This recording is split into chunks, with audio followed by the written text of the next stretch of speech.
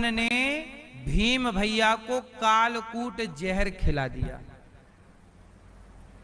भीम भैया को दुर्योधन ने जहर खिलाया और जहर खवा के जब भीम जी जहर के नशे में अब लेट गए, जहर मतलब मर ही जाएंगे, तो उठा के गंगा जी में फेंक दिया। संयोग से वो भीम भैया नाग लोक चले गए। नागों ने खूब डंक मारा कि कौन आया है, ये कौन?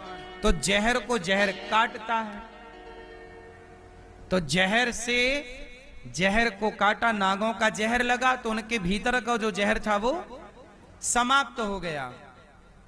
फिर वहां जो वासुकी थे नागों के राजा, उन्होंने कहा भाई ये तो हमारे जाने पहचाने लग रहे हैं। होश आया, पूछा कौन हो? बोले हम तो पांडु नंदन भीम हैं। अरे कहा भाई वो तो हमारे पूर्वजों के, हमारे वंशावली के बड़े अच्छे संबंध आपसे रहे हैं, आओ। उन्होंने एक कुंड का, एक सुंदर, आप कह सकते हैं सामान्य भाषा में, एक ऐसा अमृत पिलाया जो 10,000 हाथियों का बल देने वाला। तो वो 10,000 हाथियों का बल भीम भैया को वहां से मिल गया। कहने का अर्थ ये है कि दुर्योधन ने तो जहर पिला के फेंक दिया, पर बचाने वाले भगवान थे। तो जहर पीने के बाद भी, पानी में डूबने के बाद भी भीम भैया बच गए। इसलिए कहता हूं जहर पे भरोसा नहीं, भगवान पे भरोसा करो। मीरा के साथ यही हुआ। राणा ने जहर दे दिया, राणा ने विष दिया, मानो अमृत पिया। मीरा रानी दीवानी कहाने लगी, और वो तो गली गली हरि गुण।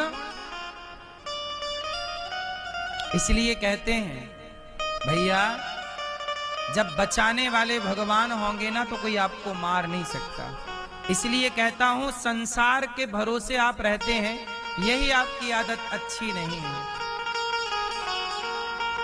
सच बताओ, अर्जुन किसके भरोसे थे? मीरा किसके भरोसे थी? प्रहलाद किसके भरोसे थे? शबरी किसके भरोसे थी? सूरदास जी, तुलसीदास जी, रैदास जी, रसखान जी किसके भरोसे थे? फिर आप किसके भरोसे हो? पूरा तनिक कम नहीं,